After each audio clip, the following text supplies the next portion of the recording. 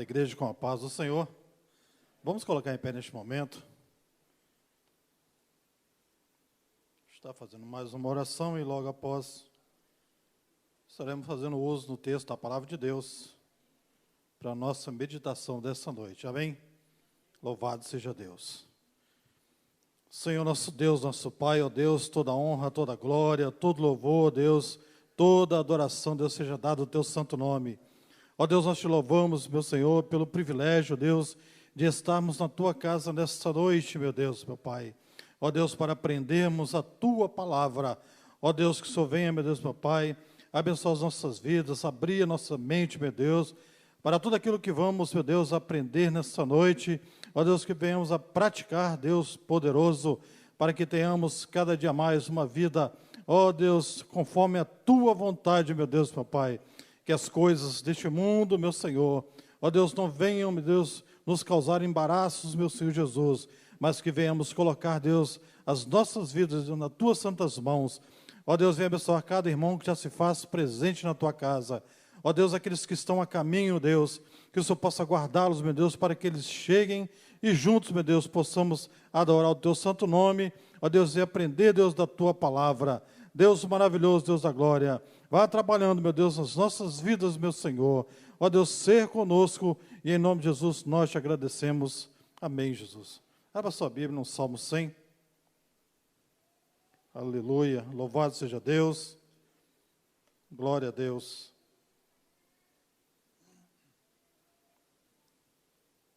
Que o salmista fala em exaltação a exaltar o Senhor. Glória a Deus. Louvado seja Deus. Você está na casa do nosso Deus, você tem toda a liberdade para adorar, para glorificar o santo nome do nosso Deus Todo-Poderoso. Amém? Diz assim a palavra do Senhor: celebrai com júbilo ao Senhor todas as terras, servi ao Senhor com alegria e entrai diante dele com canto. Sabei que o Senhor é Deus, foi Ele que nos fez, e não nós mesmos, somos povo seu e ovelhas do seu pasto. Entrai pelas portas dele com gratidão, e em seus atos com louvor. Louvai-o e bendizei o seu nome, porque o Senhor é bom, e eterna a sua misericórdia, e a sua verdade dura de geração em geração. Amém? Nós louvamos a Deus, porque nós estamos na casa do nosso Deus, adorando nosso... Podemos sentar só um minutinho? Amém? Logo após nós estaremos adorando o nosso Deus. O Ministério de Louvor pode se aproximar, em nome de Jesus. Mas aqui o salmista vem falar para cada um de nós a alegria de nós exaltarmos e glorificarmos o santo nome do nosso Deus.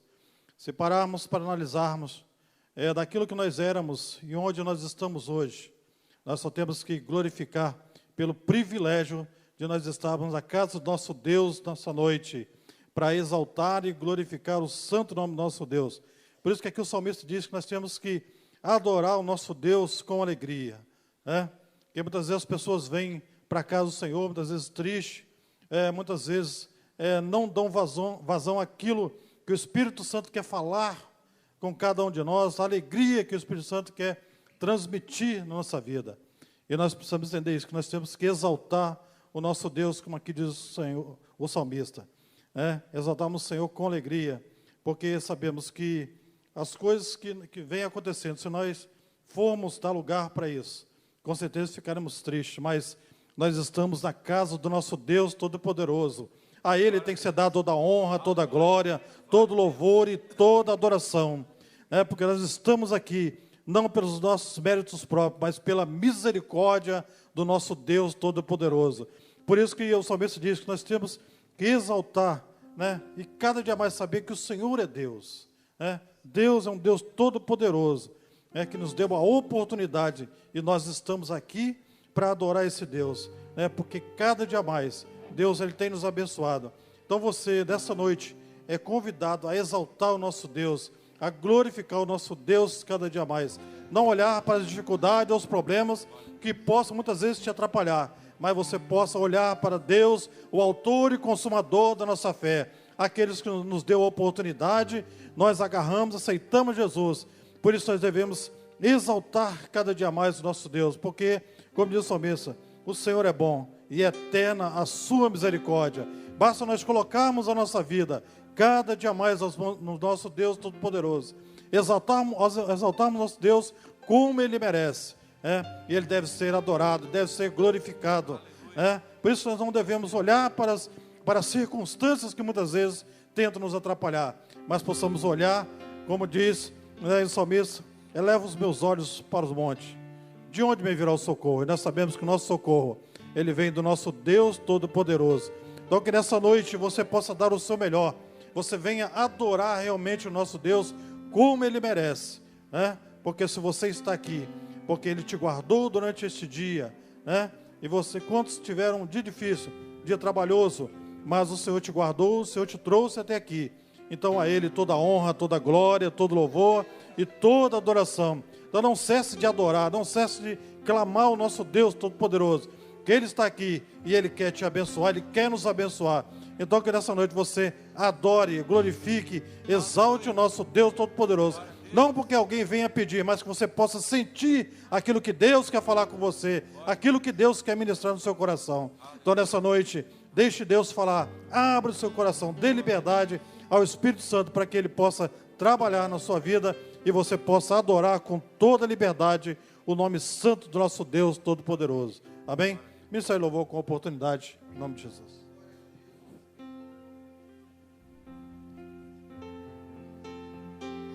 Amém. Eu saúdo os irmãos com a paz do Senhor Jesus. Amém. Eu convido a igreja a ficar de pé para nós louvarmos ao Senhor. Nós estamos felizes por mais uma oportunidade que o Senhor nos dá, de estarmos na casa do Senhor. E assim como já foi dito aqui na palavra introdutória, eu sei que muitos que estão aqui têm suas dificuldades, têm problemas, mas isso não é páreo para o nosso Deus que é grande, para o nosso Deus que é poderoso, para o nosso Deus que é forte. E eu quero convidar você nessa noite, juntamente com o Ministério de Louvor, a dizer exatamente isso. Que mesmo com problemas, que mesmo com dificuldades, em meio a tantas coisas, que Deus é maior do que tudo isso. Amém? Glória a Deus.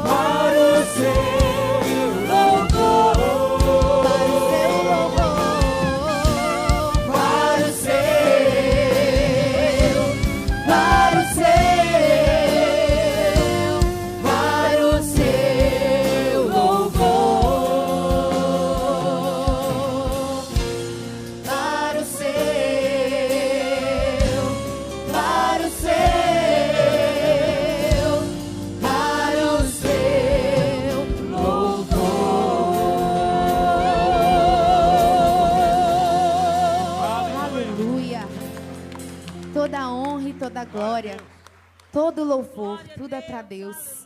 Amém? Glória a Deus. Nós estamos passando por um período, né, de guerras, contendas, desentendimentos. E nós, enquanto servos de Deus, enquanto filhos de Deus, nós sabemos que isso são os sinais que Jesus está voltando. E eu não sei você, mas eu não vejo a hora disso acontecer. De sair desse meio de angústia, de tristeza, de tantas doenças, epidemias, tantas mortes, para ficar na eternidade com o nosso Deus, onde só existe a calma, a alegria, a felicidade, a paz, onde eu e você vamos estar face a face com o nosso Deus. Eu quero ir, eu tenho certeza que você também. Então nós vamos entoar que o Rei está voltando. E eu queria que você, com toda a força do seu coração, dissesse: Deus, eu anseio pela tua volta, Deus. Senhor, eu anseio pela tua vinda, Jesus. Eu anseio, Senhor, pela tua vinda. Aleluia, Deus.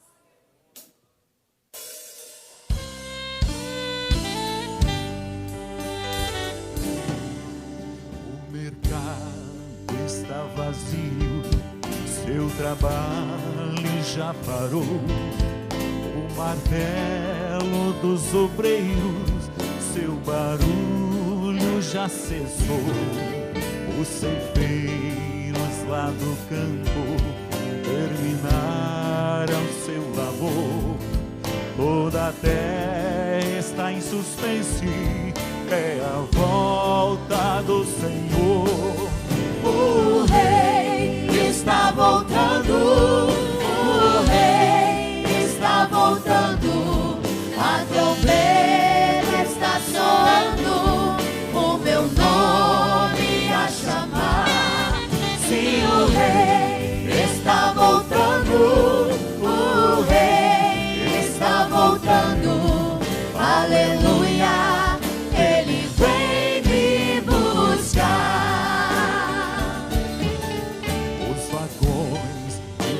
Vazios passam ruas, quarteirões, aviões sem seu piloto voam pra destruição.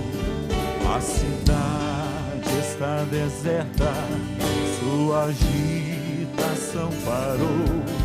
Sai a última notícia, é a volta do Senhor. O Rei está voltando, o Rei está voltando, a trombeta está soando, o meu nome a chamar. O Rei está voltando, o Rei está voltando, aleluia, Ele vem me buscar. Subindo, ouço coro angelical. Todo o céu está se abrindo num bem-vindo sem igual. Como o som de muitas águas, nós ouvimos ecoar. Aleluias ao Cordeiro, nós chegamos para lá.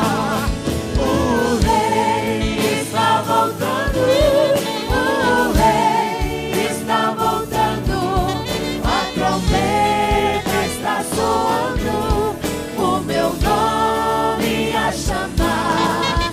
Sim, o Rei está voltando, o Rei está voltando, aleluia, Ele vem me buscar. O Rei está voltando, o Rei está voltando, a trombeta está soando, Ele vem nos buscar. o meu nome a Vai chamar. chamar o meu e o seu nome. Sim, o Rei Pra subirmos está juntamente. voltando, Aleluia. o Rei está voltando, aleluia.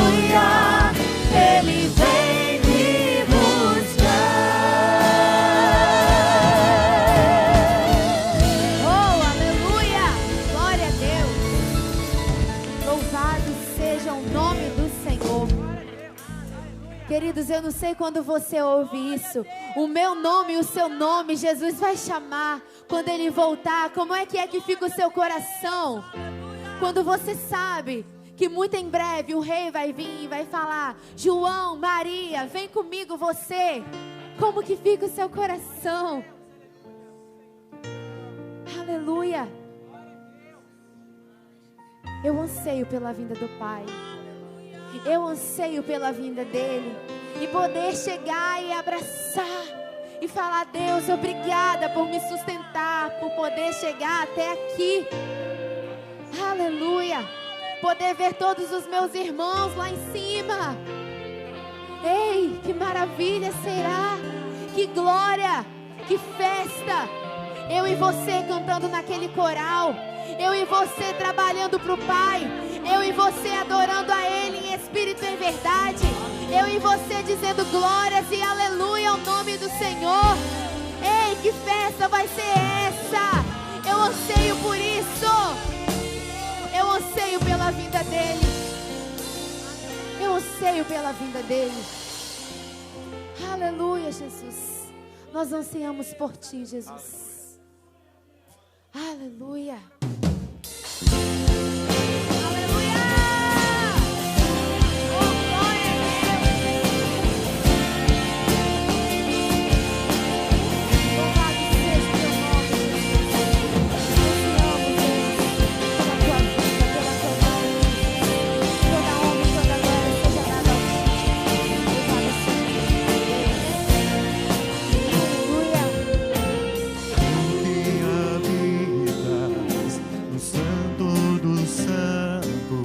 Assentado no trono de glória, sei que não rejeitas o puro coração, contrito e quebrantado, que clama por Ti. Tu que habitas no santo dos santos, assentado no trono de glória, sei que não rejeitas um puro coração, contrito e quebrantado, que clama por Ti.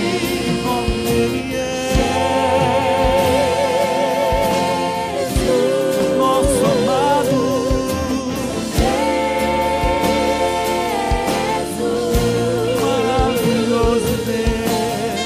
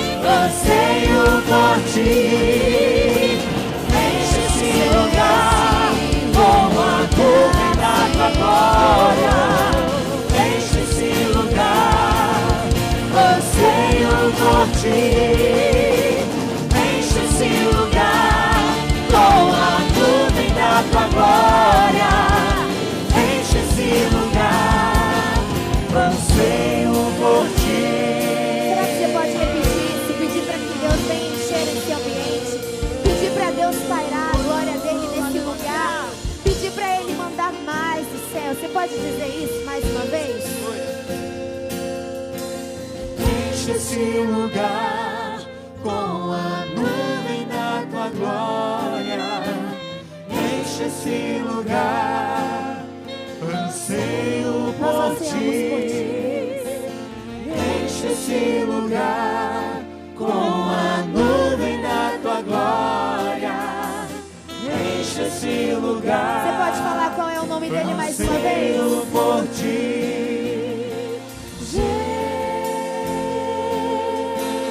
Jesus, nosso amado Jesus, maravilhoso Deus, Jesus, nome santo, Jesus, nós te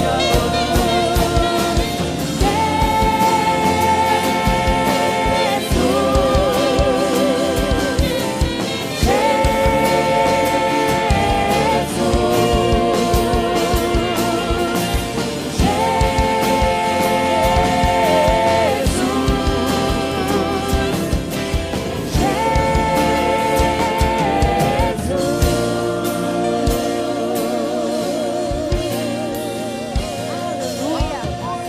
Glória a Deus. Louvado seja o teu nome, Jesus. Aleluia. Glória a Deus. Pode se assentar. Deus abençoe a todos. Eu quero convidar as crianças com a idade... até quantos anos?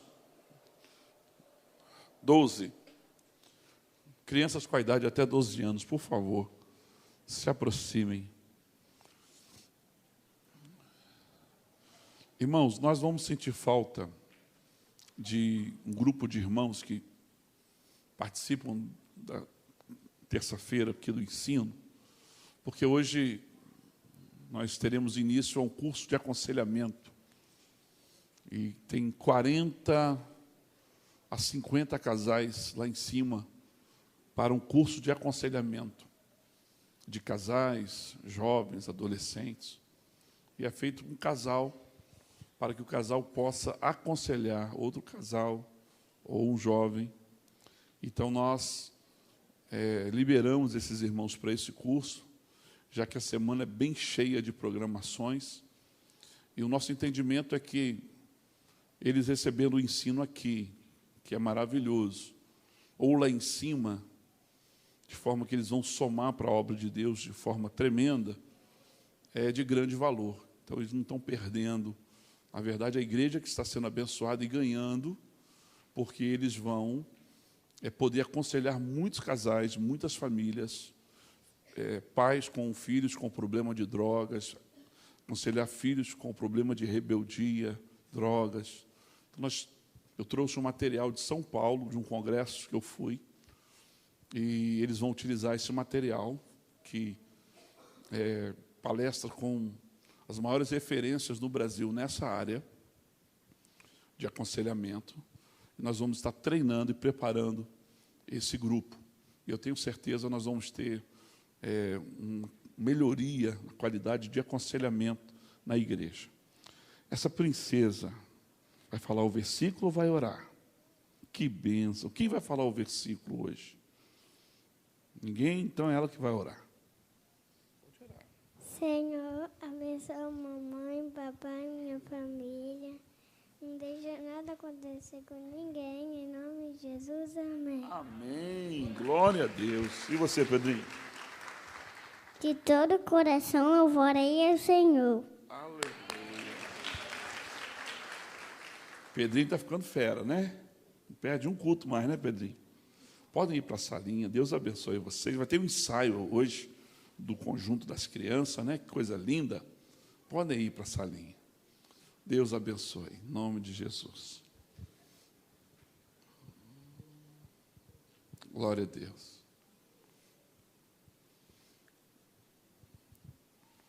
Algumas pessoas já ouviram eu contar esse testemunho, e é um testemunho, literalmente é um testemunho, de um servo de Deus que estava desempregado Mas o prazer dele era fazer a obra de Deus nos presídios, visitar hospitais, visitar pessoas na igreja que estavam fracos na fé. E o dinheiro que ele tinha, que restava ainda, era R$100. E ele foi ao culto. E aquele culto era um culto de missões, era um culto missionário. E ele, apaixonado por missões. E ele relutou muito em ofertar. Mas Deus ministrou no coração dele que ofertasse todo aquele dinheiro. Bem parecido com a oferta da viúva. É a oferta do desempregado. E ele fez isso. E foi para casa, mas como ser humano, com a preocupação que no outro dia ele teria que comprar pão para a família, leite. Teria que dispor de algum recurso para algumas despesas imediatas. E Deus falou com ele, então ele obedeceu. E no outro dia, ele acorda e saiu, e quando ele volta, um carro de uma empresa de telefonia celular, uma empreiteira, melhor dizendo, estava dizendo: moço, o senhor é o dono dessa casa? Sim, sou. Ele falou: o senhor poderia permitir que a gente colocasse o aparelho para medir o sinal? Porque nós já passamos em várias casas aqui e nenhuma casa deu o sinal que a gente precisa. Ele falou: pode. E eles foram. Quando entraram lá, o aparelho deu o sinal que ali era o local. Isso tem algum tempo, tem mais de 10 anos. E o preço do contrato foi R$ 2.500 por mês. Eu tomei conhecimento que hoje o preço de um contrato para usar uma parte do terreno, que não pega todo o terreno, é de R$ 7.500 a R$ 10.000. Eu estou falando para vocês que Deus ele faz milagres quando você se mostra desapegado às coisas materiais. Tem pessoas que só se preocupam de ter uma casa bonita, um apartamento top, um carro do ano, tudo em função de ter as coisas. Nunca é focado em dar, em repartir, em semear. E essas pessoas, elas começam a construir as coisas sobre areia e não sobre rocha. Construir sobre a rocha é você construir sobre os princípios da palavra de Deus. Construir sobre a areia é você construir confiando na tua força, na força do teu braço, na tua capacidade humana. Quando você confia em Deus, você constrói sobre a rocha. Quando você obedece os princípios de Deus, você está construindo sobre a rocha. Por isso que a gente ensina que o povo deve ser dizimista e ofertante. Não por imposição, nem por obrigação de parte da igreja, mas por um privilégio. Por que o pai coloca algumas limitações para o filho? E até disciplina quando ele sai fora. Porque ele quer o pior para o filho? Não. Mas por que ele coloca aquilo, regras? Olha, você vai dormir tal horário, porque você tem que acordar tal horário, você vai fazer isso, você vai fazer aquilo. Não é manipular o filho, é dizer, esse é o melhor caminho para você ser bem-sucedido. Por que Deus deixa algumas ordens, alguns mandamentos, alguns direcionamentos para a nossa vida financeira? Para que nós sejamos bem-sucedidos. Para que a bênção esteja sobre nós. Ser fiel no pouco, e sobre o muito o Senhor te colocará. O muito não é o muito que o mundo entende e vê. Para mim, irmãos, tem algumas coisas que para mim é muito. Para mim, tudo que eu tenho hoje é muito. Para muita gente não é nada, é balela. Mas para mim é muito, sabe por quê? Porque eu sei de onde eu vim, eu sei o que Deus fez, eu sei aonde Deus me colocou. Então, para mim é muito. Não importa que para você seja pouco. No meu coração tem gratidão, adoração, alegria, louvor por cada bênção, cada vitória que o Senhor me dá. Seja material, seja espiritual, seja familiar, não importa. Ministerial, todas as bênçãos para mim é motivo de agradecer, de glorificar. Agora depende de você. Que haja gratidão no teu coração, que haja louvor nos teus lábios, mas que haja fidelidade na sua atitude de ofertar e dizimar ao Senhor. Nós vamos ofertar agora. Eu quero convidar os irmãos obreiros para virem aqui. Nós vamos ofertar. Eu quero participar.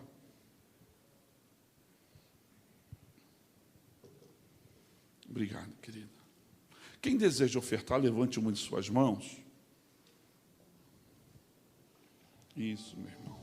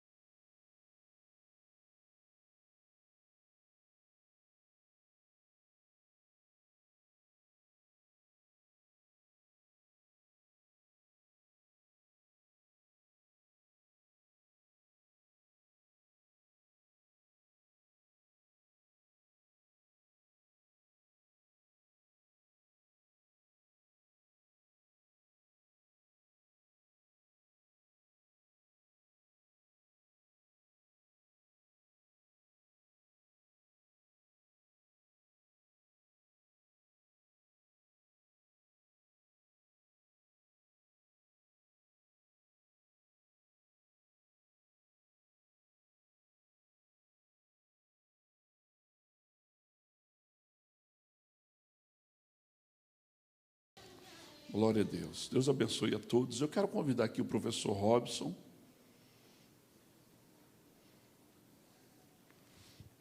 Ele vai ministrar nesta noite mais um estudo da palavra. Temos sido edificados aqui. Eu quero que você se coloque de pé para nós orarmos. Seja bem-vindo, querido.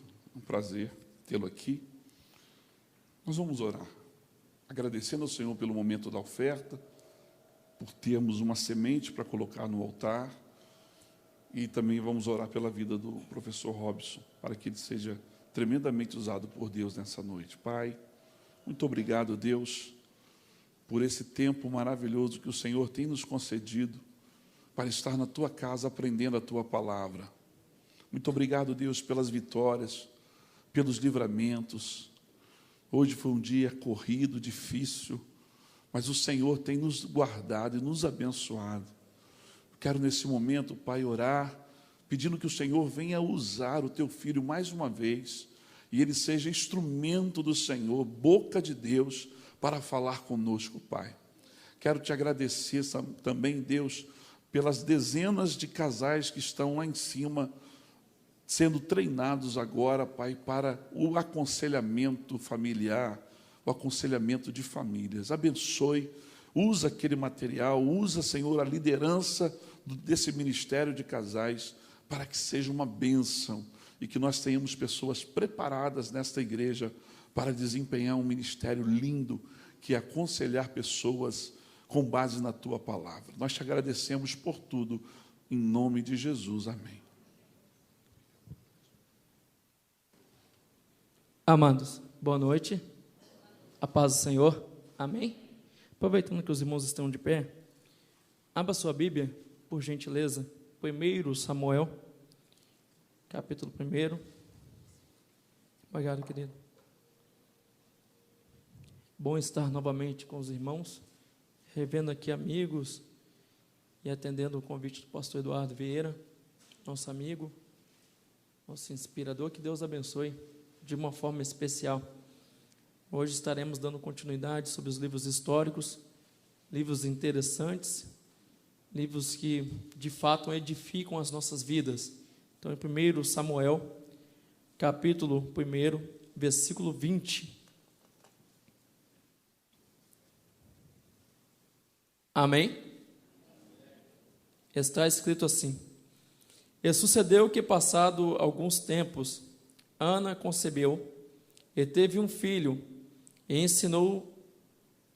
chamou o seu nome Samuel, porque dizia ela: O tenho pedido ao Senhor.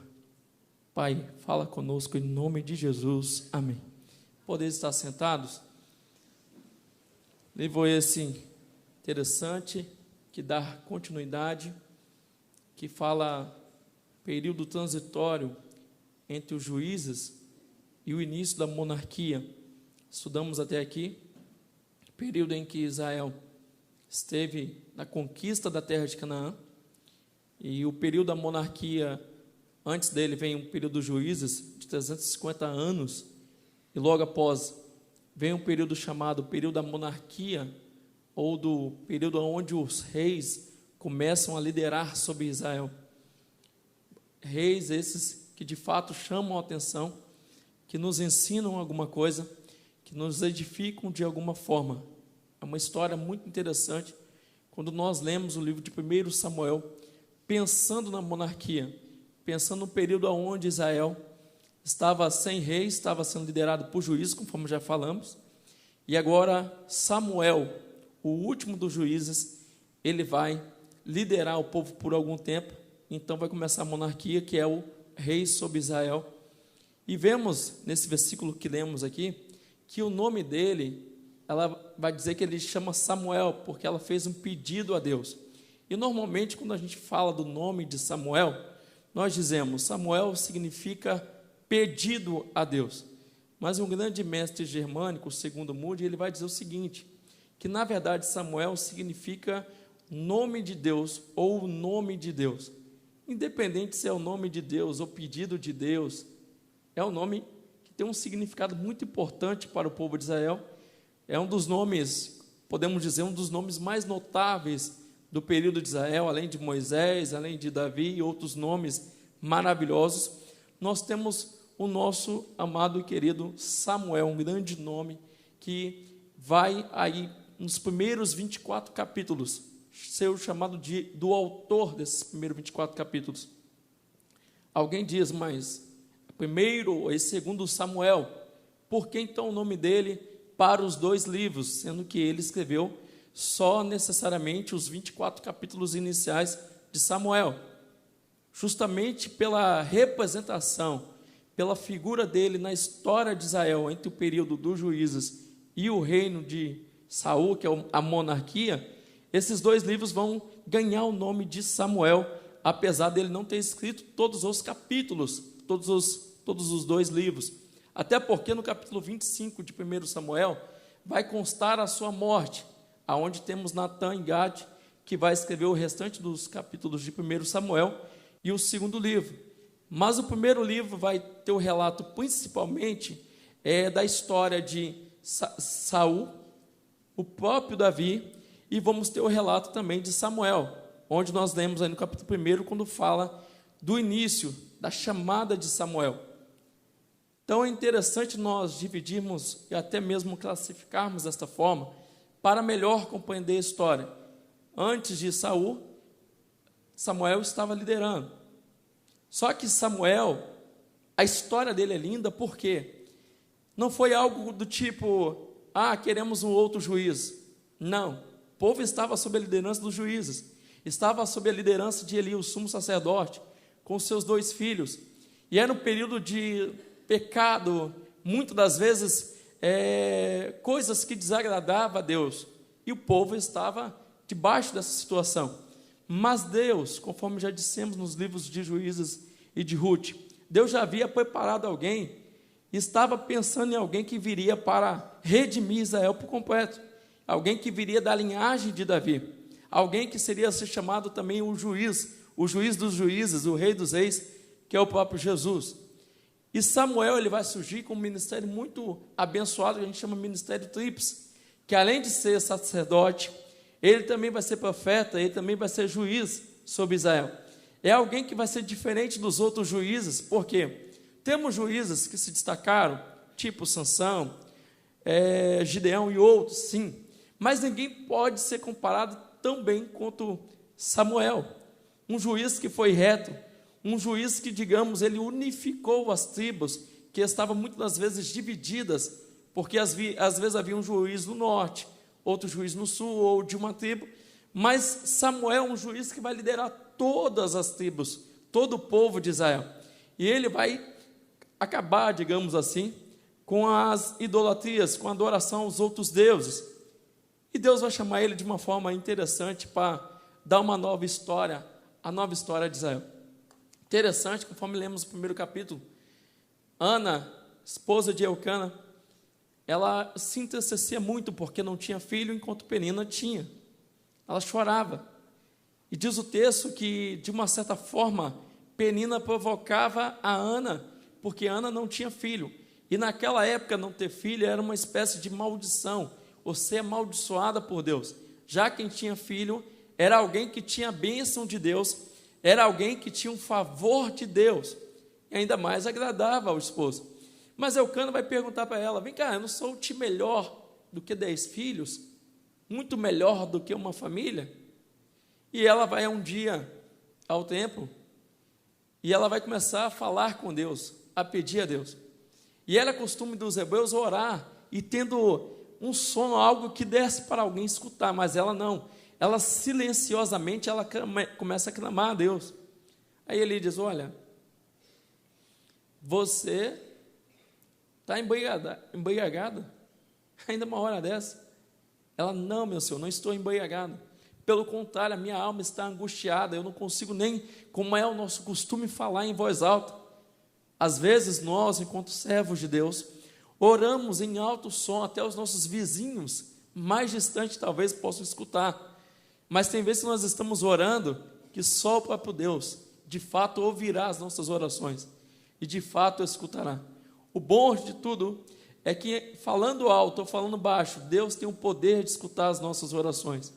E quando nós oramos com o coração contrito e o espírito quebrantado, com toda a sinceridade, sujeito à vontade de Deus, Deus ele se comove.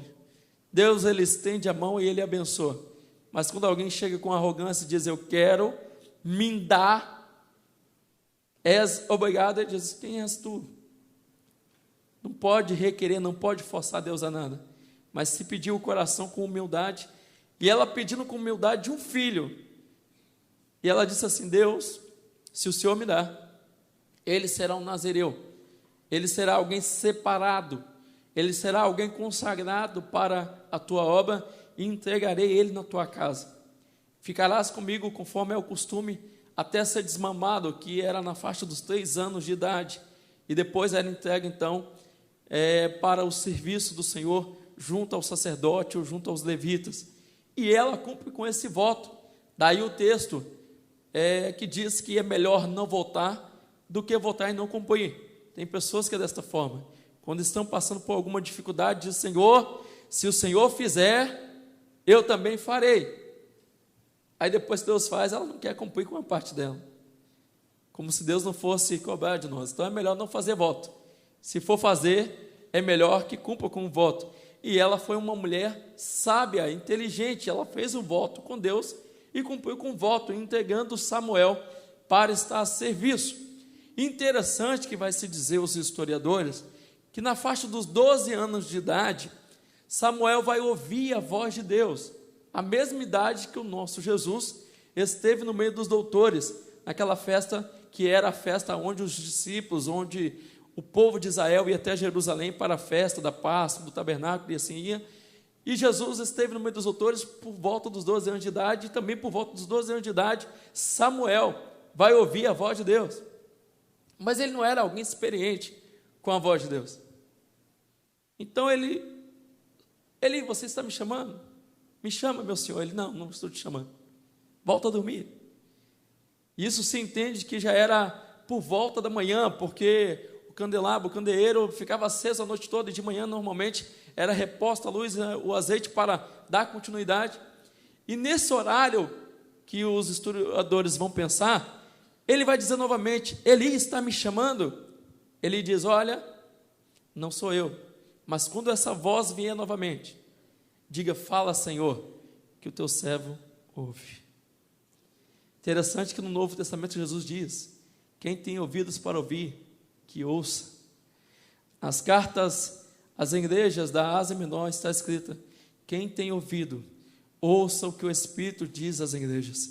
Quantas vezes Deus está falando e alguém diz: não é Deus falando, porque ele não falou de bênção. Se fosse bênção, era ele falando. Aí Deus fala assim: olha, eu vou te abençoar. É Deus.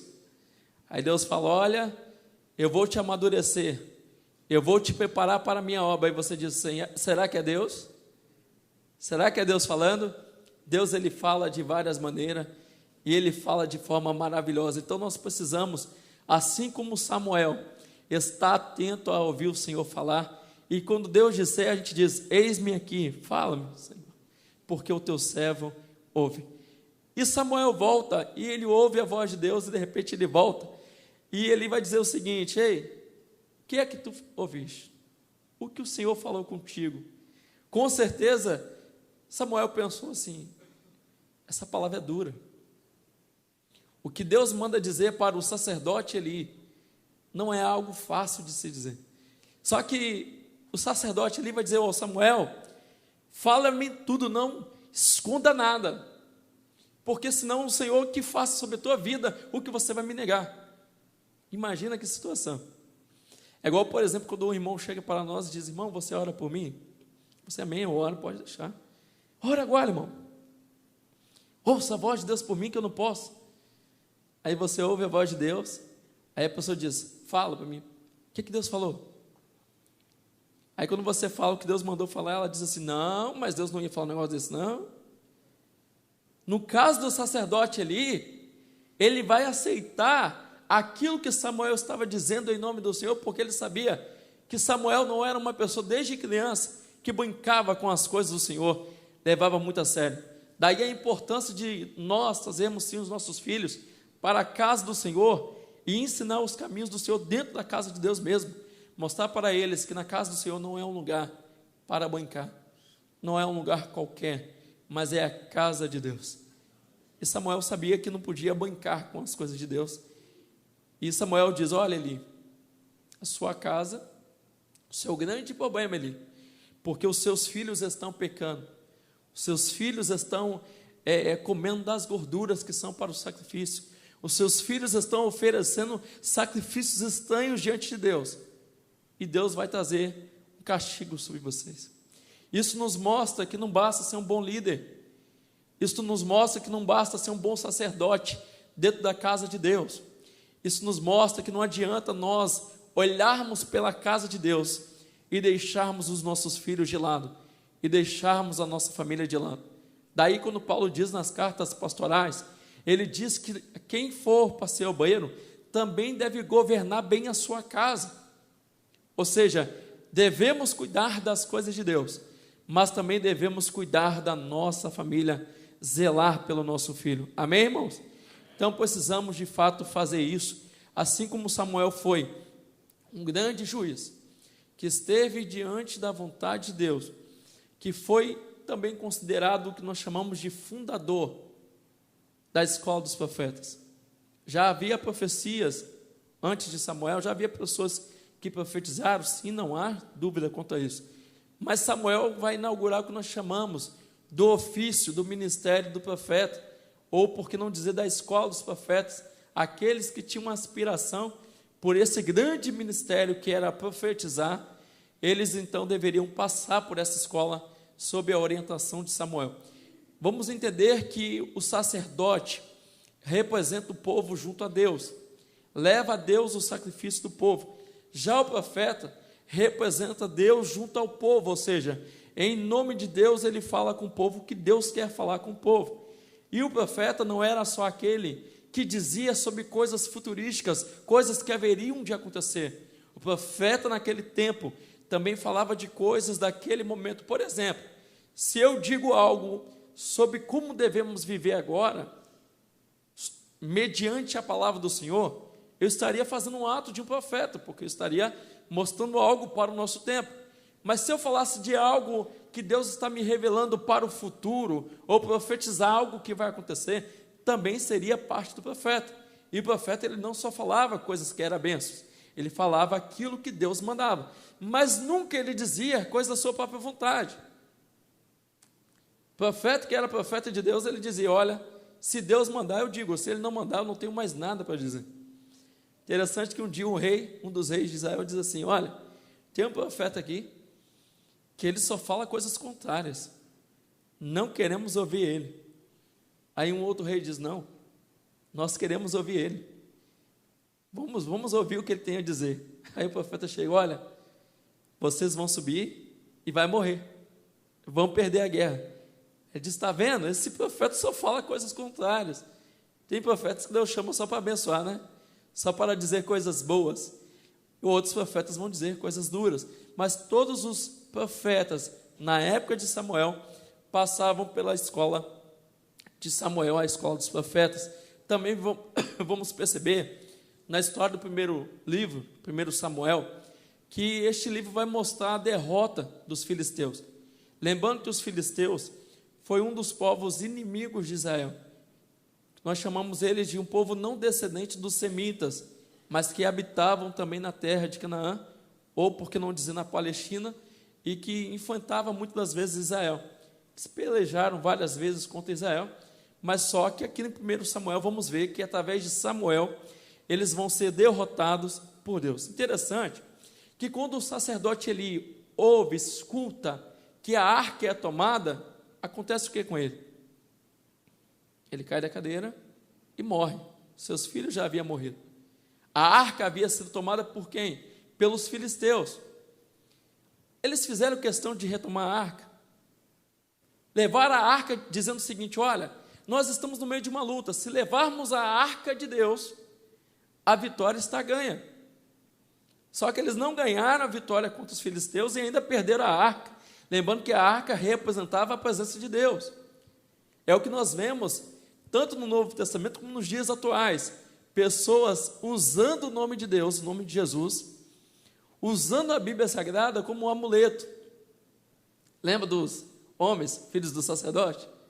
Sai em nome de Jesus. Aí não saiu. Então sai em nome do Jesus que Paulo prega.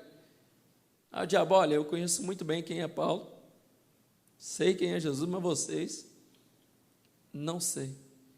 Ou seja, o nome de Deus não é para ser usado como um amuleto, nem a Bíblia. Tem gente que deixa o Salmo 91 aberto e diz assim, nenhum mal chegará à minha tenda, como se bastasse deixar o Salmo aberto em cima da estante.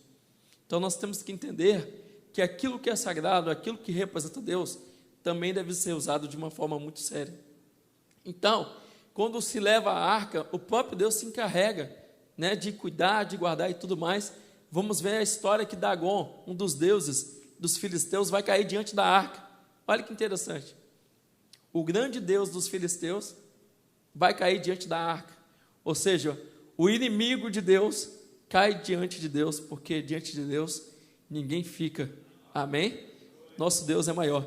E ainda por cima, amados, vamos ver que os filisteus vão ser penalizados 7 meses porque ficaram com a arca. Interessante que a presença de Deus é bênção. Mas é bênção para quem? Para quem está no caminho. Para quem está na obediência ao Senhor. Mas os filisteus que adoravam outros deuses, que estavam diante de Deus, a presença de Deus foi terrível. Então, se nós formos invocar, que nós invoquemos o nome de Deus, mas venhamos pedir, Senhor, perdoa os meus pecados, tenha misericórdia da minha vida, que eu seja obediente, que eu seja um servo constante do Senhor. E aí a arca vai ser novamente, sabe? Vai ser devolvida, porque os filisteus, ei, não quero isso não. Aquilo que é de Deus, o Deus de Israel está nos trazendo problema. Não queremos, então eles vão devolver a arca e tudo mais. Amados, vamos ver aí que é o local onde que ocorre a queda e a morte de Eli, também questão da arca, como nós estamos falando, é justamente no período aí onde eles viviam na terra de Efraim, onde o sumo sacerdote vai perder a sucessão ao sacerdócio juntamente com seus filhos, porque oferecia coisas estranhas a Deus.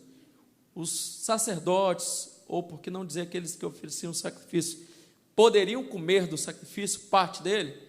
Poderiam, mas não é de qualquer forma igual que os filhos de Eli faziam. Amém? Então vemos aí que nesse começo de história, vamos ver a morte de Eli e dos seus filhos. Então Samuel, que ele vai sendo destacado pelo seu grande feito, como um bom juiz, como um bom sacerdote, ele vai ser respeitado em todo o território de Israel. Quando falava que Samuel estava presente, o povo já se preocupava, que ele era um juiz que estava lá para julgar as causas com retidão. Era um juiz muito correto. Então o povo temia esse grande juiz chamado Samuel. E Samuel estava liderando normalmente o povo. O primeiro livro de Samuel vai nos mostrar isso tranquilamente. E ele vai ficar, como se diz a história, velho, vai ficar passado dos dias. E os seus filhos, Abias e Jael, eles não estavam seguindo a mesma retidão do seu pai. E o povo diz assim: olha, Samuel, as nações vizinhas têm rei, tem alguém que os lidera, mas nós não temos, nós somos apenas uma confederação de tribos. E você vai morrer, e os seus filhos não são como você. É aquela grande verdade. Às vezes o pai é uma bênção, o filho não é uma bênção necessariamente como o pai é. Aquela história, né? Filho de peixe, peixinho é, só funciona no ditado, porque na vida real mesmo. Então nós precisamos clamar assim. Com certeza, quando Samuel ouviu isso, ele não se alegrou, lógico. Melhor seria ter os seus filhos na sucessão, e os seus filhos sendo bênção. Mas os seus filhos são rejeitados desde já. E Samuel também se sente rejeitado. Poxa, eu estou aqui liderando. E Samuel fala com Deus: ó Deus, olha. Aí Deus diz: Samuel, o povo não está te rejeitando. O povo está rejeitando o meu governo sobre eles, porque hoje é uma teocracia, Deus governando sobre o povo. Só que eles querem ter uma monarquia igual às outras nações. Eles querem ter rei sobre eles. Amém, deixa eles ter o rei deles. Olha que situação. Deixar de ter o governo de Deus, maravilhoso, reto e sábio, para ter o governo dos homens. Quantos que abrem mão de Deus para que o homem possa falar? É melhor, amados, não ouvir nada do que ouvir a voz só do homem. Melhor acima de tudo é ouvir a voz de Deus, é o melhor que temos. E o povo estava de uma certa forma rejeitando isso. Queremos um rei.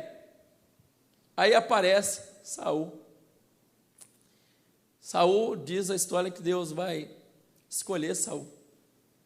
Saul, que era da tribo de Benjamim, um homem forte, com boa estatura, um homem característico para guerrear, até porque Israel queria alguém que tivesse uma representação militar, alguém que pudesse guerrear junto a eles. E Deus vai permitir, Samuel vai lá, vai ungir Saul, e diz que o Espírito de Deus vai se apoderar de Saul e vai mudar o coração dele. Olha que interessante. Quando o Espírito de Deus vem sobre o homem, Deus ele faz o que com o homem? Ele muda o homem. Se o homem até hoje não foi mudado, se não houve transformação na vida, até hoje o Espírito de Deus não veio sobre a pessoa. Porque quando o Espírito de Deus vem sobre nós, amados, o nosso coração é transformado, o nosso coração é mudado. E isso que aconteceu com Saul. O Espírito de Deus vai se apoderar de Saul e ele vai até profetizar. Vai ser uma bênção. Ele começou muito bem, tendo a aceitação do povo, tendo a aceitação de Deus. E o próprio Samuel, o justo juiz, vai ter uma afeição por Saul. Só que Saul faz uma coisa que acontece com muita gente. Quando começa uma bênção, começam tranquilos, começam na dependência de Deus, de repente, começa a sair da vontade de Deus. Tinha que oferecer um sacrifício, cadê Samuel? Nada de Samuel aparecer. Saul pensou: eu sou um rei mesmo? Eu tenho liderança sobre Israel? Se Samuel não está aqui, eu faço o sacrifício. Está demorando demais. Quando ele está oferecendo sacrifício, chega Samuel. O que faz Saul? Só quem poderia oferecer sacrifício naquele tempo, só quem poderia fazer o trabalho que Saul estava querendo fazer, era um sacerdote. Ou seja, Saul estava infringindo a lei de Deus, a lei mosaica. E ele é repreendido por isso. Também Deus dá uma ordem para ele derrotar, matar o inimigo, e ele, não, vou poupar alguém. Vou agradar a Deus se eu poupar alguém, vou poupar o rei, vou poupar alguma coisa. E o que acontece? Deus o vai rejeitar, porque ele desobedeceu à vontade de Deus. Amados, quer ele continuar sendo uma bênção? Comece debaixo da humildade. Comece debaixo da obediência de Deus, mas continue na obediência a Deus. Se Ele mandar parar, para. Se Ele mandar andar, ande, mas fique debaixo da vontade de Deus. Às vezes a vontade de Deus é estar dentro de uma cova. Às vezes a vontade de Deus é estar na fornalha de fogo. Às vezes a vontade de Deus nos faz estar no deserto. Às vezes a vontade de Deus nos faz estar dentro do grande peixe. Mas é melhor estar dentro da vontade de Deus e ter a bênção de Deus do que estar no palácio sem Deus. E foi o que aconteceu com Saul. Deus o rejeita. Deus, então, agora pede um novo rei, porque Saul havia desagradado a Deus. E olha que a história vai nos mostrar que Saul vai reinar sobre Israel por 40 anos, amados. Ele passou a maior parte do seu tempo reinando sobre Israel, já rejeitado por Deus. Ele é rejeitado por Deus, mesmo tendo reinado 40 anos sobre Israel. Aí o que nós chamamos o primeiro rei do Reino Unido, Saul, sendo rejeitado, Deus manda que ele seja substituído, e alguém que vai substituir ele é chamado de Davi, o grande Davi que nós conhecemos. Interessante que a história vai nos mostrar Deus falando assim: Samuel, pega um novilho e vai à casa de Jessé o belemita, porque de lá eu tenho me provido de um rei. Aí Samuel: Senhor, já disse para Saul que ele foi rejeitado. Agora eu ia ungir um outro rei, isso vai dar problema. Interessante que Samuel, obediente a Deus, ele vai. Quando ele chega, os anciões logo perguntaram: é de paz a tua vinda? Aí Samuel: não é de paz, eu vim para sacrificar. Quando chega na casa de Jessé, passaram os filhos de Jessé. No total, os filhos de Jessé são 8. Lembrando que uma é uma mulher, uma jovem. Deus não havia escolhido nenhum dos homens, que Samuel olhou assim e falou: é esse o ungido de Deus. Aí Deus: Samuel, eu não olho para a aparência, eu não olho como o homem vê, eu olho para o coração. Ainda não é este. Samuel pergunta para Jessé: Jessé, tem outro filho? Tem um menor. E o menor faz o quê? O menor está lá apacentando as ovelhas. Deus não chama desocupado, Deus chama quem está trabalhando. Tem muita gente que quer ser obreiro. Ele fala assim: depois que eu for obreiro eu começo a trabalhar. Começa a trabalhar antes, meu filho. Eu queria ser diácono, não é nem cooperador. Começa a fazer um trabalho de cooperador, vai com calma. Uma coisa que eu aprendi na minha vida é: faça sem esperar e receba o que você não esperava. É a melhor coisa que tem. Faça, trabalhe. Interessante que Davi lutava pelas ovelhas do seu pai com a sua própria vida. Ele vai chegar a dizer mais à frente na história: ô Saul, eu enfrentei leão, eu enfrentei urso, mas eu não deixei a ovelha do meu pai se perder. Olha que interessante.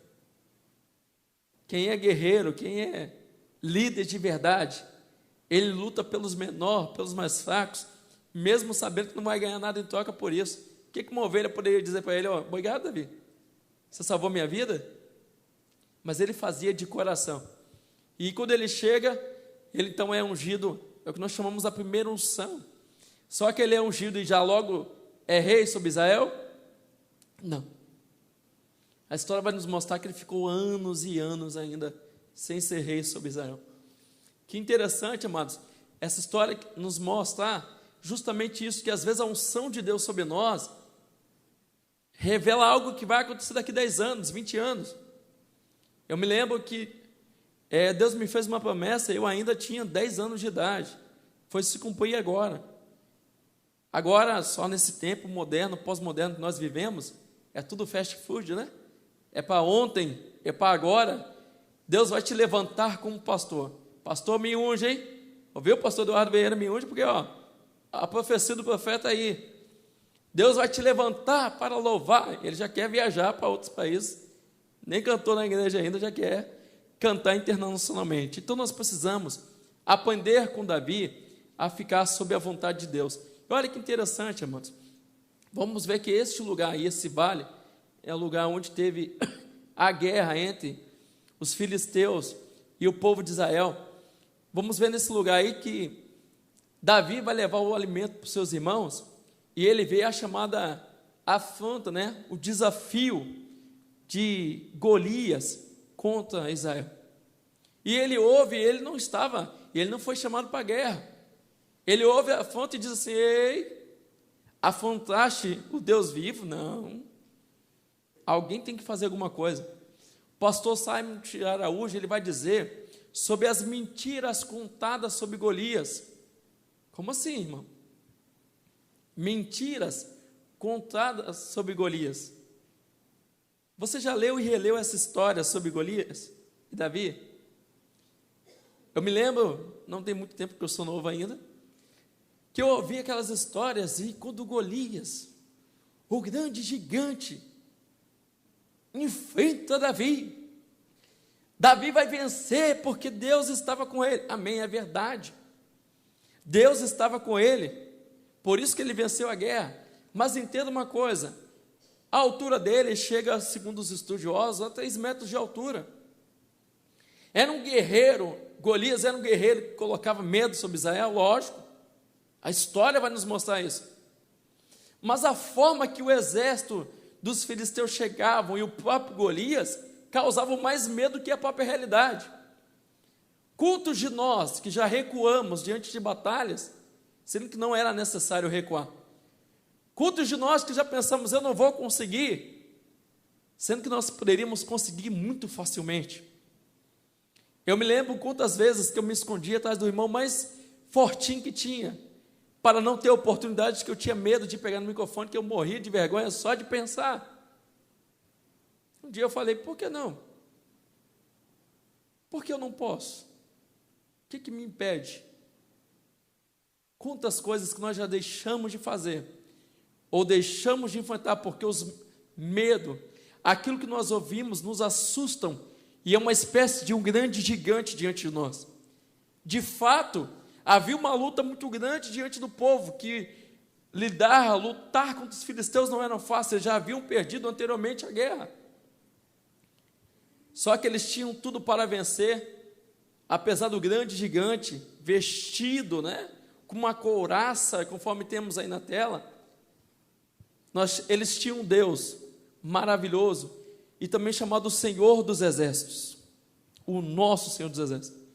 Interessante que essa palavra, esse termo, essa frase, Senhor dos Exércitos, vai aparecer primeiramente em Samuel.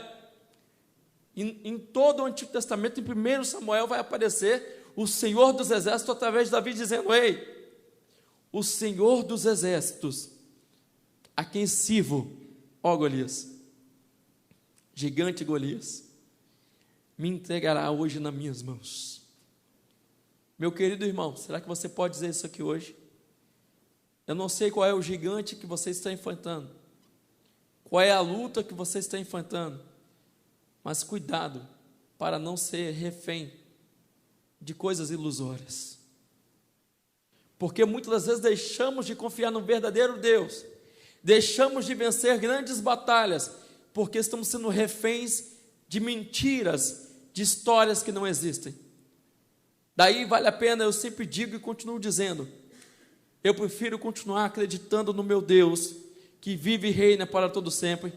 Eu prefiro continuar acreditando na palavra dele. Se ele diz que eu consigo, eu consigo. Se ele diz que eu posso, eu posso. Se ele também diz que eu não posso, amém. Mas naquilo que ele diz que eu posso, eu tenho que confiar no Deus vivo, porque é a verdade. E aí a história vai nos mostrar que Davi foi com uma funda, pegou as 5 pedras tão usadas pelos pregadores, o príncipe da paz, pai da eternidade, e Davi tira aquela pedra que estava representando, Deus vencendo. Lógico, os pastores, os cuidadores de ovelhas a do Oriente usam muita funda, mas a maior vitória realmente estava aí no nome de Deus. Daí o salmista fala, uns encurvam-se e caem, mas nós faremos menção do nome do Senhor. Ele vai dizer: olha, Golias, você vem contra mim com espada, com lança, com escudo, o seu escudeiro aí está aí na sua frente para te defender, mas eu tenho acima de tudo, eu tenho um Deus vivo que me dá vitória. Então, essa história vai nos mostrar que Davi vai vencer, e nisso que ele vence, as mulheres de Israel, o povo de Israel vai começar a cantar: ei, Saul venceu, Saul é o grande rei, mas Davi é melhor, hein? Na linguagem atual, Davi é o cara, hein? Davi faz, hein? Saul se agradou? Lógico que não. Saul teve logo aquele ciúme, né? Quando alguém chega para você: ó, a irmã canta melhor que você, hein? Você é uma benção, mas o irmão pega como ninguém, hein? Aí você diz: ai, misericórdia, ele é melhor que eu. Irmão, a Bíblia é bem clara: chorai com os que choram, se alegra com os que se alegram, dai honra a quem tem honra. Se teu irmão faz melhor que você, amém, glória a Deus por isso, que Deus continue usando. O importante é que na obra de Deus nós estamos aí à disposição para fazer a vontade de Deus. A verdade é, ninguém é melhor do que ninguém. A verdade é que cada um de nós fomos chamados para algo dentro da obra de Deus para fazer. E Saul vai ter inveja, ciúme de Davi por causa disso. Só que um dia ele, sendo atormentado pelos espíritos, né, que vinha, interessante que o texto vai dizer que o espírito mal vinha da parte de Deus, o que era normal do judeu dizer que se o bem viesse era de Deus, se o mal viesse era de Deus.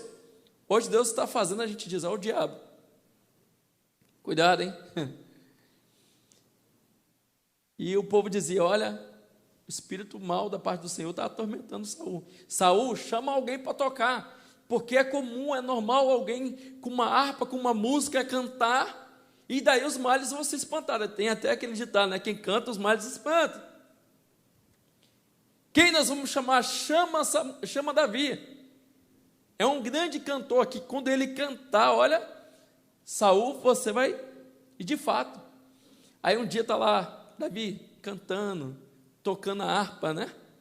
O grande instrumento usado naquela época. Aí Saul vai e lança uma lança contra ele. Olha o que é inveja, o que o ciúme faz com as pessoas. Em vez de unir as pessoas, separam as pessoas. Por isso que Paulo vai dizer que o ciúme e a inveja é obra da carne e não do Espírito. Porque Deus, ele gosta e ama a união e não a separação e não a divisão.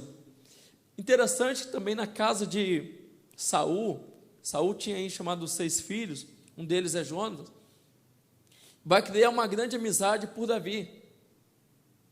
Alguns até usam para dizer que não tem nada a ver homem com homem, mulher com mulher, até porque Jonatas e Davi tinham um grande amor um pelo outro. Se você for buscar no original e no contexto, não se está se falando do amor hoje, propagado aí, o amor chamado amor eros, entre homem e homem e mulher. O amor aí se trata mais de um carinho, algo que não tem nada a ver com a questão sexual. Então, usar esse texto para dizer que homem com homem é bíblico, não, dentro do contexto não tem qualquer respaldo para isso. Era um amor lindo. Hoje até é difícil, né, dizer para os nossos irmãos: eu te amo. Aí os irmãos têm até dificuldade para dizer, né? Mas não tem problema, irmão. Você pode dizer para o seu irmão: eu te amo em Cristo Jesus, de preferência que não seja de palavras, mas que seja de coração, amém? Que possamos amar os nossos irmãos, porque isso é bíblico. Davi tinha esse grande amor por Jonatas. Interessante que possivelmente Jonatas sabia dessa unção que havia sobre Davi. Mesmo ele sendo possível sucessor ao trono, que Jonatas era o filho mais velho, você não vai ver ele com inveja de Davi. Você não vai ver ele lutando contra Davi. Pelo contrário, você vai ver o apoio dele a Davi. Olha que interessante. Só que quando Saul começa a perseguir a Davi então tem que fugir. Davi foge. Olha que Davi já tinha unção para ser rei. Davi foge. E ele vai para um lugar que a gente fala que é o deserto, e um dos lugares que se destaca é a chamada caverna, a caverna de Adulão. Olha que interessante. Um lugar que ficava no vale. Nessa caverna nós vamos falar dos guerreiros de Davi. Quem eram os guerreiros dele inicialmente? Eram os mais estrategistas de guerra? Eram os melhores possíveis? Diz o texto que eram os endividados, os amargurados. E Davi torna esses homens em grandes guerreiros, que a gente vai chamar nos livros de 1 Samuel e 2 Samuel de valentes de Davi. Os valentes de Davi. Um dia Davi diz assim: ei, quem me dera beber das águas da cisterna de Jerusalém. Aí um dos guerreiros dele vai até lá e pega a água, traz para Davi e diz: Davi, aqui é a água. Davi: ei, eu não sou digno de tomar essa água. Davi não mandou. Ele só disse: quem me dera tomando água. Um bom líder, ele não chega a mandar, ele só pede, ele só pensa. E o liderado diz assim: rapaz, esse líder meu, eu tenho que fazer por ele, que ele é um bom líder. Que nós sejamos líderes igual Davi, que teve e enfrentou tudo isso. Amados, vamos ver também, ainda em 1 Samuel, que Saul, Davi já estava no deserto, já estava fugindo de Saul. Vamos ver que Saul ele vai consultar a chamada pitonisa, né? A feiticeira, porque ele ia para a guerra.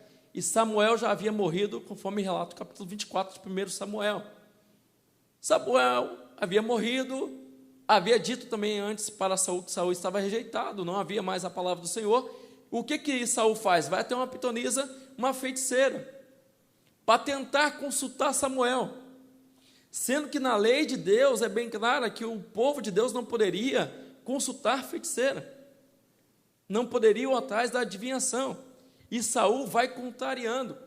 E alguns historiadores, pensadores vão dizer que o próprio Samuel apareceu para Saul. Pare e pensa, se feitiçaria contrariava a lei de Deus, a possibilidade de Samuel aparecer ali estava bem descartada. Para piorar a situação, aquilo que se diz que Samuel apareceu e falou, se cumpriu? Não, não se cumpriu. Ah, mas cumpriu parte. Aonde que você olhou as profecias de Samuel, lá atrás, que alguma coisa que ele disse cumpriu parte, não cumpriu tudo? Aonde que tem alguma coisa que foi mentira e não foi verdade?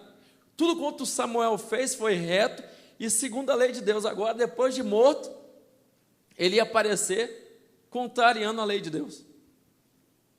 Então, aquele profeta ou aquela pessoa que se diz que apareceu ali, está mais para ser o diabo, uma ilusão, do que o próprio Samuel ali, que apareceu, até porque diz que Saul ia morrer, os seus filhos, e 3 filhos sobreviveram àquela situação. E ainda por cima vamos ver, além dessa consulta que ele faz com a feiticeira, contrariando a vontade de Deus, Saul também ele vai se suicidar. Ele diz o seguinte: eu caí na mão dos inimigos, sem envergonhado, não vou fazer isso não. Eu prefiro me suicidar do que cair na mão dos inimigos e deixar que as coisas aconteçam. Suicídio é de Deus. Um dos mandamentos é: não matarás. Alguns crentes chegam a fazer igual Elias, né? Senhor, tira minha vida, porque eu não sou melhor que os meus pais. Se eu pudesse, eu tirava a minha vida para ir para o céu. Ei, isso não é bíblico não, irmãos. Melhor estar com Deus, mas melhor é esperar a vontade de Deus. Aí tem aqueles crentes que falam assim: não, eu não preciso vigiar não, Deus guarda. Cuidado para não arriscar a sua própria vida desnecessariamente. Mas Saul aqui, vamos ver que ele tenta fazer algo para salvar o quê? Entre aspas, a sua imagem, a sua reputação. Ele se auto-suicida e também os seus 3 filhos morrem naquela peleja, morrem naquela guerra. Na luta, uma das lutas de Zé. Quando Saul morre e a notícia chega para Davi, você vai ver isso no livro de 1 Samuel. Você não vai ver Davi se alegrando. Ah, aquele que perseguia minha alma morreu. Aleluia. Glória a Deus. Não é igual aos tempos de hoje, né? Que Deus mate os meus inimigos.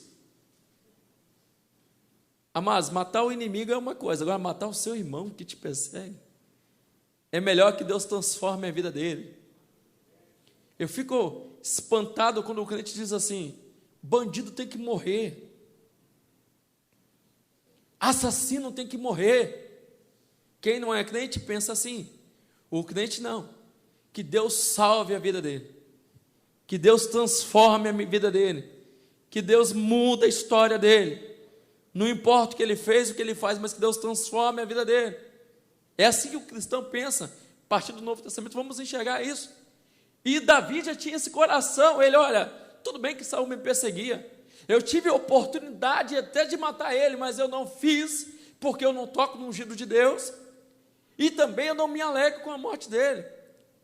Aí Davi, vamos ver que Davi, que era da tribo de Judá, sendo que Saul da tribo de Benjamim, Davi ele vai liderar, vai ser empossado como rei, não logo como rei de todo Israel, mas uma das coisas interessantes que vemos Davi fazer em relação à casa de Saul, é ver se existia alguém da casa de Saul para poder honrar. Olha que coisa interessante. Você faria isso? Amém ou amém? Se o teu inimigo viesse contra você, você ia lá honrar ainda, procurar alguém para honrar ele? Nós precisamos ter esse coração de Davi.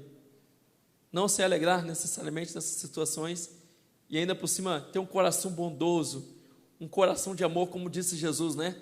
Pagar o mal com o bem. Aí alguém diz assim: irmão, você está dando história de carochinha aí, você não faz isso não. Mas eu já fiz muita coisa que você não sabe. Já fiz muita coisa, não para me gloriar, estou dizendo que nós temos que pagar aquilo que vivemos. Nós devemos sim estender as mãos para aquele que nos recua o estender as mãos. Nós devemos fazer o bem, mesmo quando nós não recebemos o bem. E isso é possível fazer quando deixamos Jesus dominar o nosso coração. Por isso que Paulo diz: eu tenho por vós as dores de parto, até que Cristo esteja formado em vós. Porque quando Cristo está em nós, amados, nós passamos a ter as mesmas atitudes que Cristo teve aqui na terra e tudo mais. Amém? Aí vamos entrar, amados, no livro de 2 Samuel, lembrando que é uma continuidade de 1 Samuel. 1 Samuel temos Samuel, o próprio Samuel, sacerdote. Aí temos o rei Saul, reinando por 40 anos, e também sendo rejeitado por Deus. E temos no final da história de 1 Samuel, a queda de Saul, aquele que foi rejeitado, e aí é onde vai começar a história sobre Davi, o grande rei. Como eu já disse, o livro de 1 Samuel, os 24 capítulos iniciais, o próprio Samuel é atribuído a ele a autoria. Os últimos capítulos de 1 Samuel e todo o segundo livro é atribuído a Natã e Gade, profeta aí também, a autoria desse livro aí sobre 2 Samuel. Interessante, quando se fala do esboço aí, nós vamos ver a elevação de Davi, a queda de Davi, e também vamos ver os últimos atos de Davi. Interessante que vamos perceber aí que Davi fez coisas abomináveis, por exemplo, adultério, assassinato. Mesmo assim vai ser dado a ele o nome de homem segundo o coração de Deus. Davi foi perfeito? Não.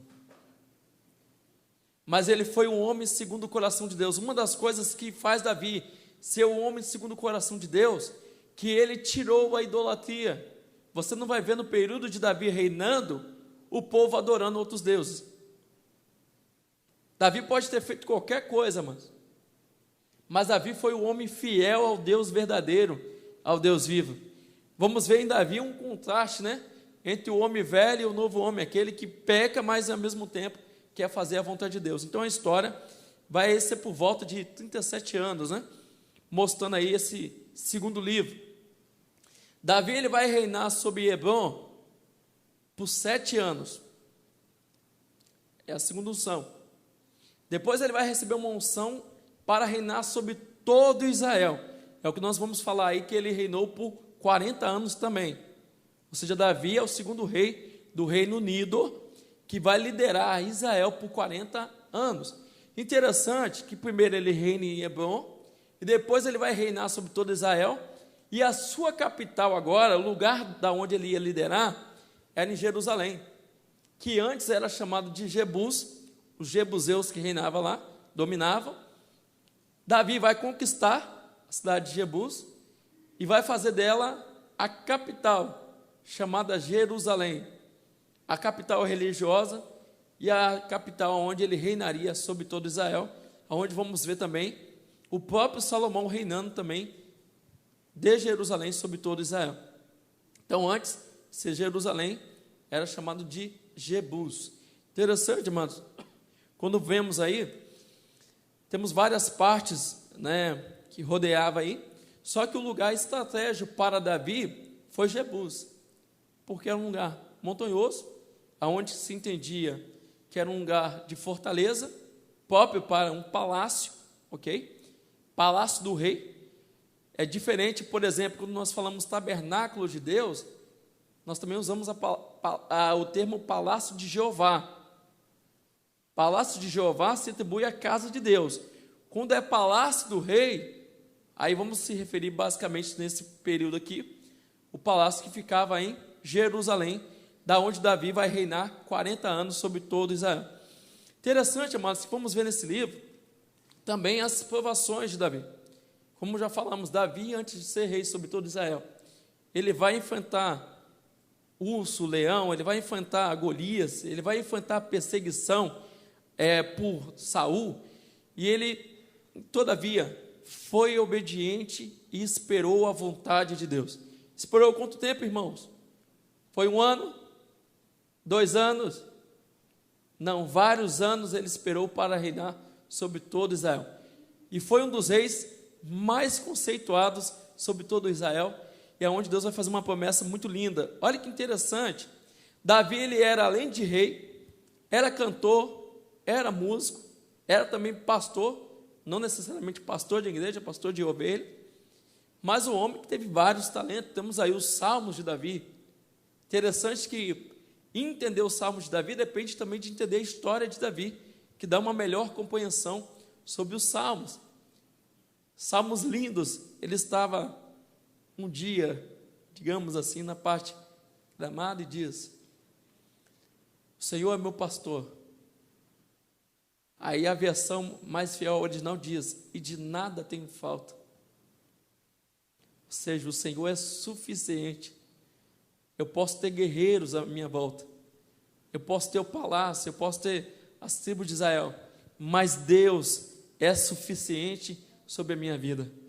Interessante que vemos também no livro de 2 Samuel, no capítulo 7, a grande promessa é o que nós chamamos da promessa da linhagem de Davi, que Deus diz que o trono dele seria perpétuo, porque o próprio Jesus viria da linhagem de Davi, fazendo uma referência já ao próprio Jesus, que viria da linhagem de Davi, da tribo de Judá.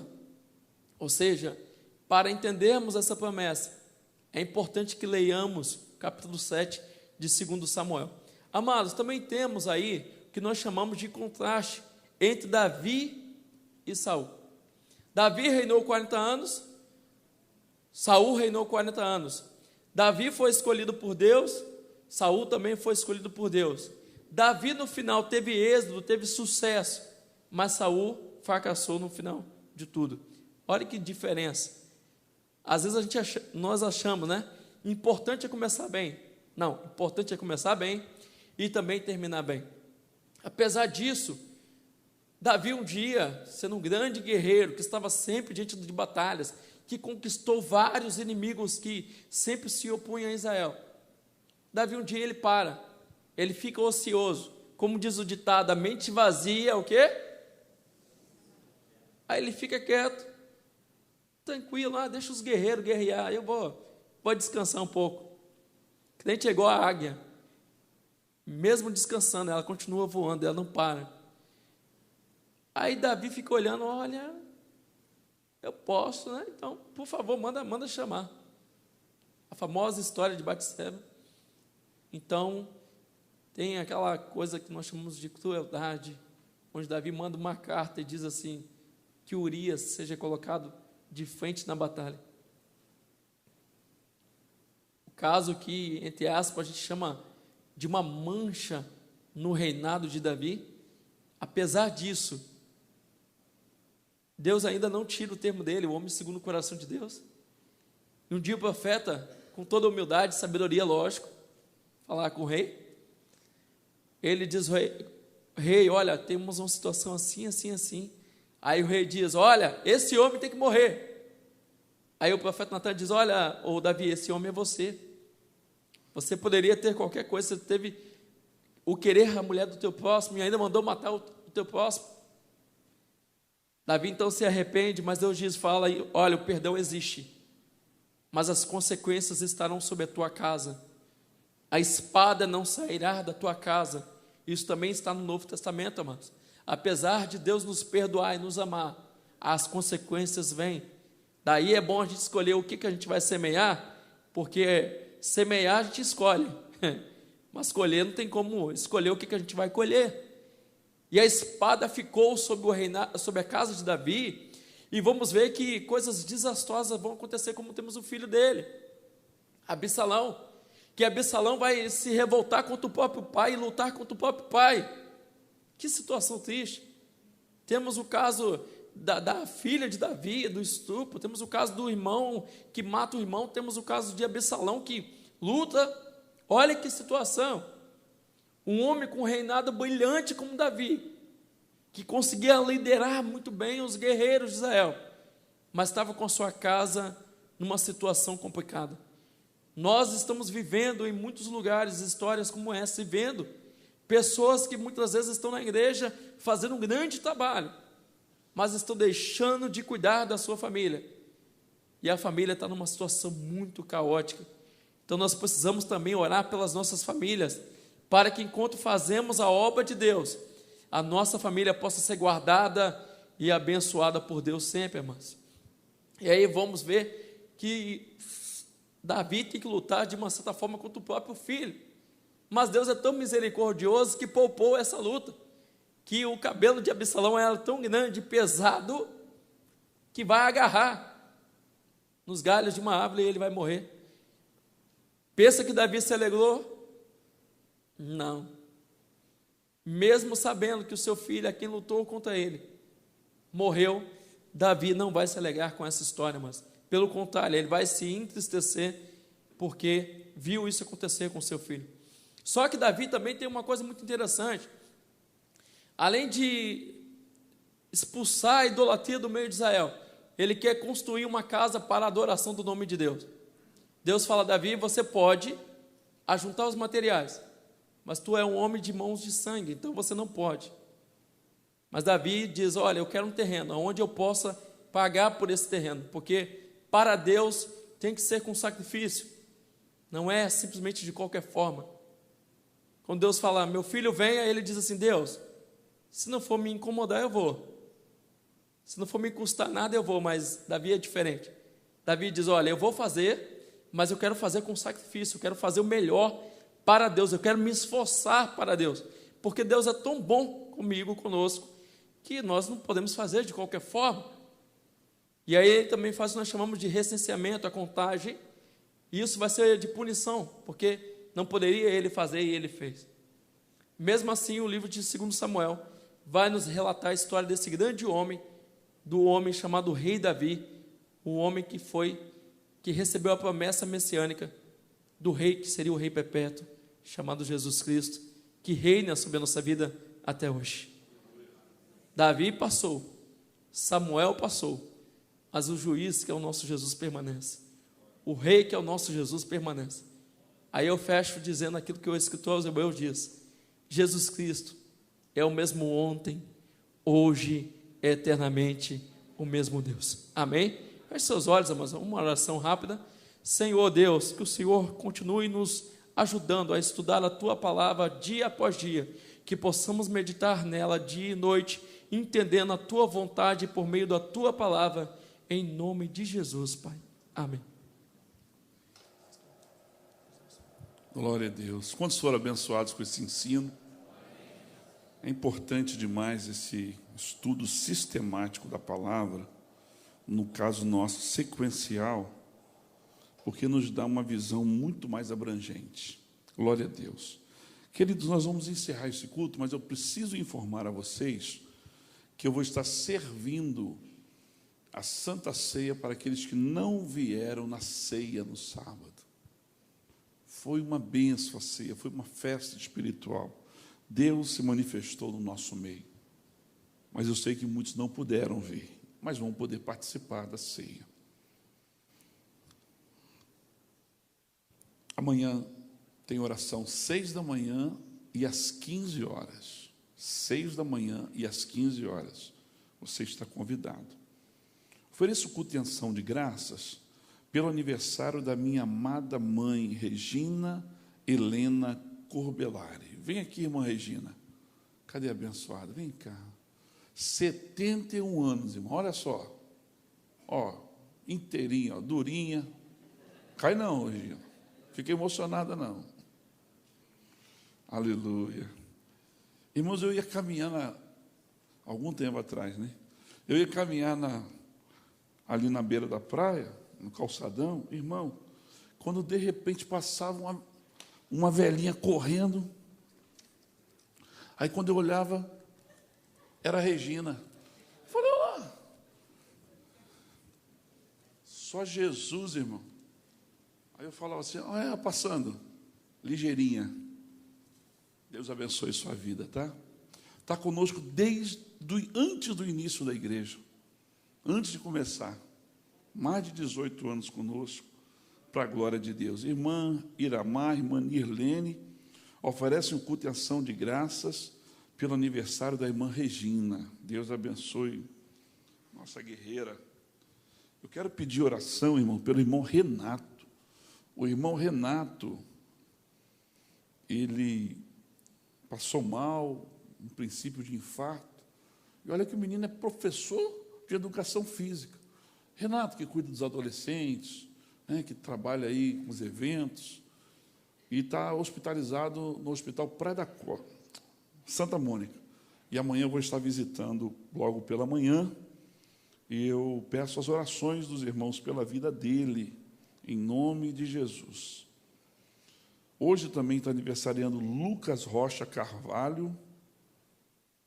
Hoje é dia 8 ou 7? 7, não é? Lucas Rocha Carvalho, eu não vi ele aqui. Michele Marques e Fernanda de Sá. Eu quero parabenizar esses irmãos, mesmo na ausência, nós não podemos esquecer desses irmãos e orar por eles. Graças a Deus. Silomar pede oração pela sobrinha Ágata Rocha Carone, de 10 meses, que submeteu uma cirurgia. Vamos orar. Peço oração pela irmã Alaí. Quinta-feira vai passar por uma cirurgia na coluna. Quem pede é a irmã Luzia. Vamos orar. Toda a igreja de pé agora. Quero agradecer ao professor Robson. Deus abençoe sua vida. Irmãos, eu estava atendendo um casal ali durante a... Só poderiam ser atendidos agora, nesse horário. De dia eles não podem por causa de trabalho. Então, estava ali atendendo. Vamos encerrar com oração, só lembrando aos irmãos que o feriado da Semana Santa está chegando. E eu quero pedir aos irmãos que não se inscreveram ainda para o retiro da família, que procure a secretaria para se inscrever. Você pode pagar parcelado. E o retiro, irmãos, é um tempo de comunhão, um tempo de busca, um tempo de renovo de Deus, um tempo de novas amizades. Você, interage com outras pessoas da igreja, e é uma bênção, maravilha de Deus. Eu quero fazer aqui um convite. Eu vejo várias pessoas novas na igreja, várias, como esse casal bonito aqui, e outros mais. Normalmente, de uma vez por mês, ou 15 em 15 dias, quando dá, eu faço um evento que é um dia de comunhão. E nós fazemos ali no sítio, na Barra do Jucu. Em que nós passamos o dia juntos, as crianças tomam banho de piscina, brincam, jogam futebol, e a gente almoça junto, e 3 da tarde, 4, a gente retorna. E sábado nós vamos ter esse dia de comunhão. E eu quero convidar você... Todos, está aberto a todos, mas eu quero principalmente convidar aqueles que nunca foram, aqueles que nunca participaram. Meu irmão, igreja deve ser uma família. Nós temos que estar mais próximos. Não é que, vire para o teu irmão e saude ele com a paz do Senhor. Isso é apenas uma saudação. Isso não é comunhão. Comunhão vai além. Então eu quero convidar as pessoas, principalmente, os outros podem ir, pelo amor de Deus, não me entenda mal. Eu quero convidar as pessoas que nunca foram, para poder confirmar na secretaria, seja amanhã, porque quinta-feira eu não vou estar aqui, que eu vou estar indo em Marataízes, resolver um problema na igreja de lá, mas confirme na secretaria. Aí a secretaria, o pessoal vai falar o que você deve levar, que vai ser 1 quilo de linguiça, 1 quilo de frango, e o restante a minha esposa faz, porque ela arrebenta nessa questão aí, porque ela ama servir, ela gosta de fazer as coisas para servir os irmãos. Mas você vai levar o básico, certo? Vai levar o básico, nada pesado, não vai ficar caro para ninguém. Se você fosse num restaurante, no self-service, você gastaria com você mais do que você vai investir para levar, mas a família toda pode ir. Agora, não é para levar primo, sobrinho, periquito, papagaio, não. É só a família, amém? Mas nós vamos ter um dia de comunhão. E tem gente que nunca foi, Eduardo nunca foi, né? Evangelista Eduardo, sem chegada, e tem várias pessoas aqui. Nós queremos vocês com a gente ali, um dia de bênção, de comunhão. Não tem culto à noite, então não tem, mas à tarde a gente toma um café da tarde, abençoado, né? Coisa gostosa. Eu quero você lá. Venha participar conosco. Vai ser um dia maravilhoso na presença do Senhor. Mas eu não conheço quase ninguém. É por isso mesmo. É lá que você vai conhecer, é lá que você vai fazer amizade. É lá que você vai brincar, vai se divertir. Vai ser um dia maravilhoso. Amém? Vire para o teu irmão do teu lado e fala assim, você está convidado. Você está convidado. Regina 220, já está convidada. Te convidei lá fora. Amém? E você vai passar um dia lá. Vou botar você no balanço, vou empurrar você balançando. Ela está rindo. Vamos agradecer a Deus? Jobson, amém? Olha lá, até o namorado sumido, aleluia. Não vou chamar de seu apelido não, porque respeitar o policial. Senhor, nós te agradecemos, porque esta noite, mais uma vez, o Senhor abençoou a tua igreja com a tua palavra, com o ensino que nos traz mais conhecimento.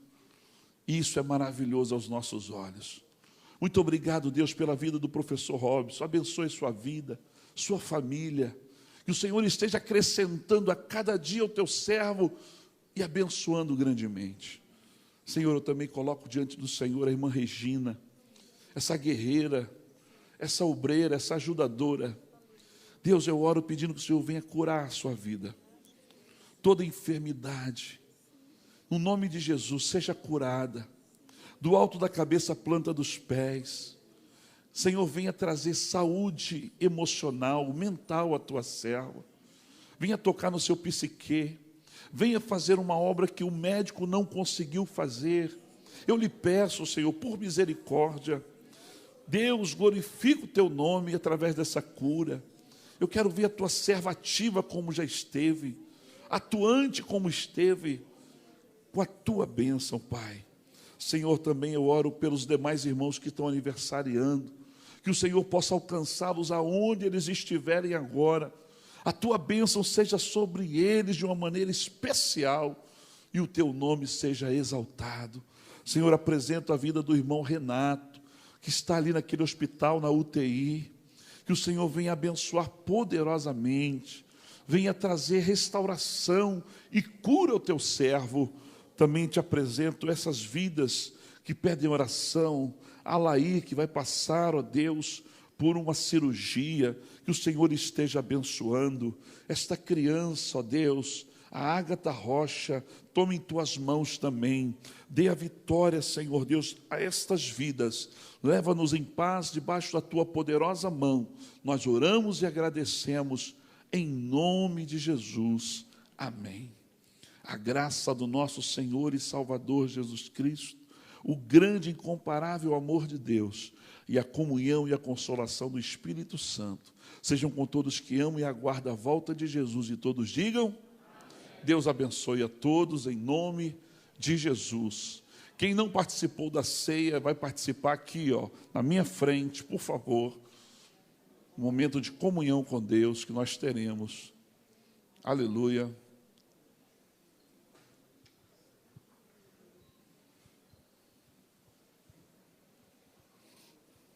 Todos que não participaram da ceia, se dirijam aqui, por favor.